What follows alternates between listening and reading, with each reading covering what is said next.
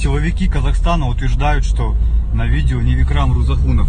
Все музыканты Бишкека подтверждают эту информацию о том, что это Викрам Рузахунов. Я являюсь его лучшим другом, и я говорю, что это Викрам Рузахунов.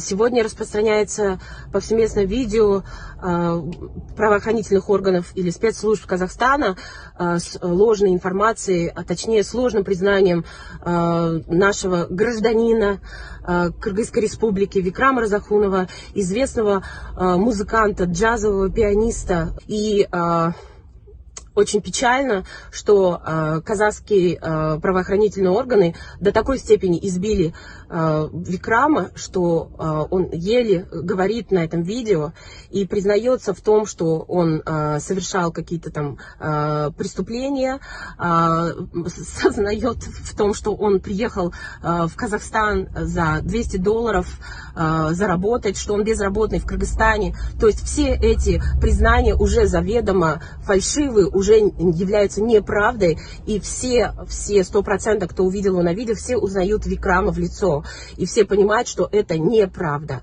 И я обращаюсь к правоохранительным органам Кыргызстана, к МИДу, в первую очередь, Кыргызской республики, к Министерству культуры Кыргызской республики, защитить гражданина Кыргызской республики от вот этого беспредела и мясорубки, в которую сейчас пытаются вовлечь казахские правоохранительные органы беззащитного кыргызского гражданина.